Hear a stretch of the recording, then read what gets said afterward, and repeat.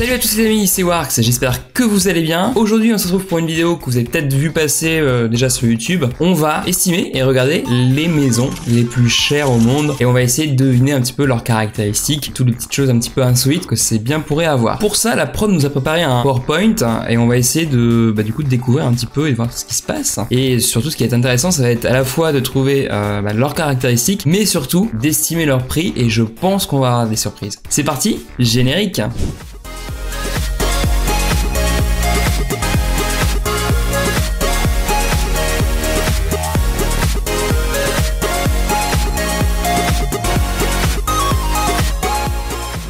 Alors, les biens les plus chers du monde et leurs caractéristiques. On commence avec la première villa, The One, Los Angeles. Alors déjà, bon, on va pas se mentir, on aimerait bien l'avoir.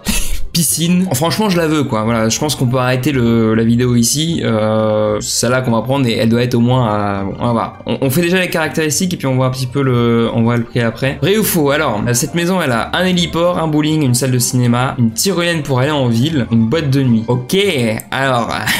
Un héliport, ça serait pas déconnant en vrai, vu la taille de la maison et vu qu'on a Los Angeles derrière et compagnie. Puis surtout que Los Angeles, bon, ils ont un peu pas mal d'argent et donc c'est pas mal de stars là-bas. Donc je pense que ça serait pas déconnant. Un bowling, pourquoi pas. Une salle de cinéma, c'est sûr. De toute façon, même, enfin, je veux dire, y a pas besoin d'avoir une villa comme ça pour avoir une salle de cinéma. Par contre, 40 places, c'est peut-être un peu beaucoup. Alors je sais pas si la prod nous a pas fait un test en mode il y a une salle de cinéma, mais genre 10 places quoi. C'est peut-être possible. En tout cas, je dirais oui pour la salle de cinéma, oui pour le bowling. Oui pour l'héliport. Une tyrolienne pour aller en ville, en vrai j'y crois pas trop parce que clairement quand tu vas en ville tu vas pas en tyrolienne, surtout si t'as un héliport quoi, bon voilà. Une boîte de nuit,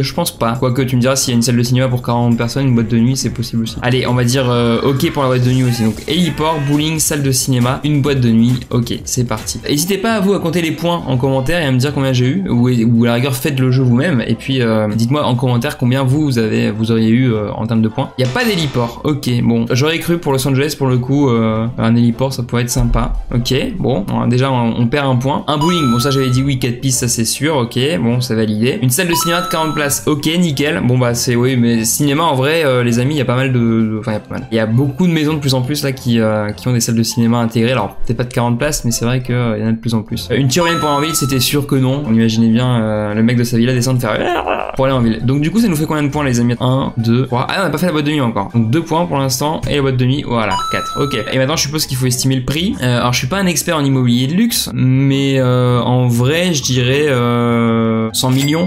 Non allez, plus 200 millions. En vrai vu la maison, il y a la piscine tout le tour et tout. Ouais, 200 millions d'euros ou de dollars, je sais pas comment ça a été calculé.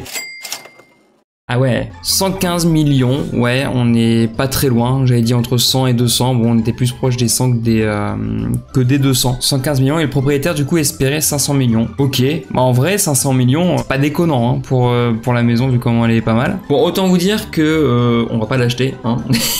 On n'a pas ces moyens là. Après c'est Los Angeles, il y a une discothèque, ouais bon. Alors c'est intéressant ça, quel est le prix de la maison la plus chère de France? La Léopoldine dans les Alpes-Maritimes, 06. Du coup on passe aux caractéristiques. Alors là c'est les images, d'accord. Ok, et ça c'est la maison la plus chère de France. En 2010, un oligarque russe comme Mikhaïli c'est compliqué à dire, alias le roi du nickel, a souhaité l'obtenir. Il a déposé un acompte de 10% du montant de la maison, soit 39 millions d'euros. Mais c'est finalement retiré. Après une longue bataille juridique, il a fini par perdre son acompte qui a été reversé à des organisations caritatives. Ok. En 2010, alors qu'elle valait 390 millions du coup, elle est aujourd'hui estimée à plus de 700 millions d'euros. Ok, bon bah 700 millions d'euros c'est pas mal. Là, on reprend sur le vrai ou faux. Fairfield Pond dans le Southampton aux États-Unis. Ok, déjà elle est pas mal. Ok, alors attends, la maison, regardons-la un petit peu, mais en vrai, ça a pas l'air. Enfin, c'est pas que ça va l'air grand, mais en vrai, c'est de la même taille qu'on a vu tout à l'heure, quoi. Donc en vrai, un théâtre de 140 places,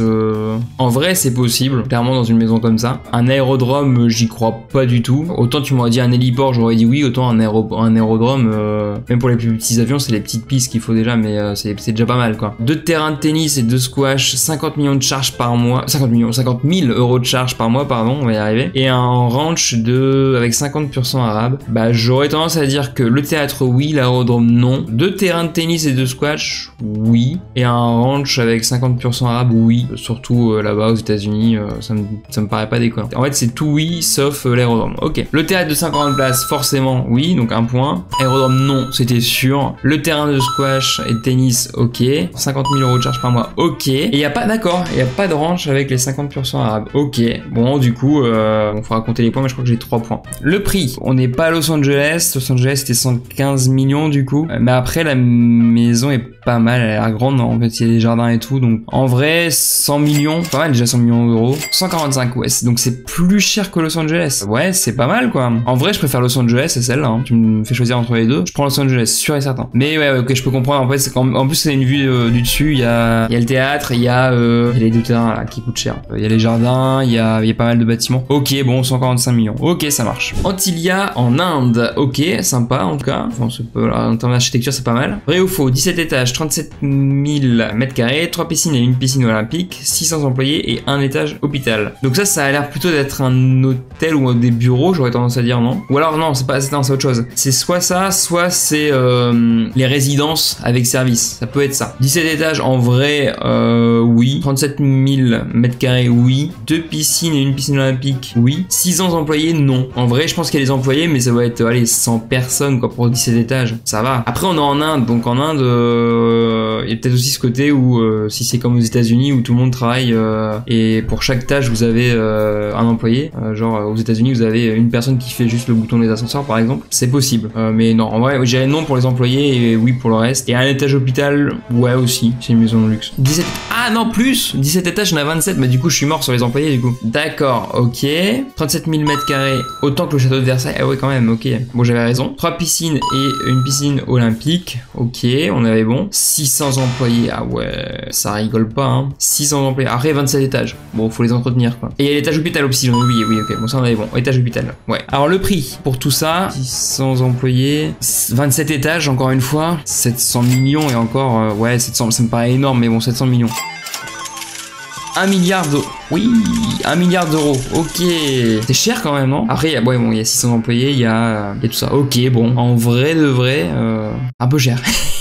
C'est la fin, mince, c'est la fin. Bon, en tout cas, en vrai, si je devais faire un top, on va pas se mentir, même si la villa en Inde, elle coûte plus cher, est-ce que tu veux? Top 1, en vrai, la villa Los Angeles, sûr et certain. Là, je prends mes valises, j'y vais tout de suite. Hein. La maison en France, est un peu moins mon style, et pareil pour les autres, en fait. Donc, non, clairement, genre, juste un top 1, mais c'est juste la villa Los Angeles, quoi, qui est magnifique. Donc, let's go. En tout cas, les amis, merci d'avoir regardé cette vidéo. J'espère que ça vous a plu. N'hésitez pas à exploser la barre de pouce bleu, je compte sur vous, ça va nous permettre aussi nous de dire ok c'est ce que vous aimez et donc de vous proposer un épisode 2 peut-être, on verra, avec d'autres villas à travers le monde. N'hésitez pas à vous abonner, à activer la cloche, surtout c'est important, et puis n'hésitez pas aussi à me dire en commentaire combien vous avez eu en termes de points. Vous avez mon score quelque part là sur la vidéo. Merci à tous d'avoir regardé, n'hésitez pas, vous avez tous les réseaux sociaux en description. Je vous dis à très vite pour une prochaine vidéo, bye.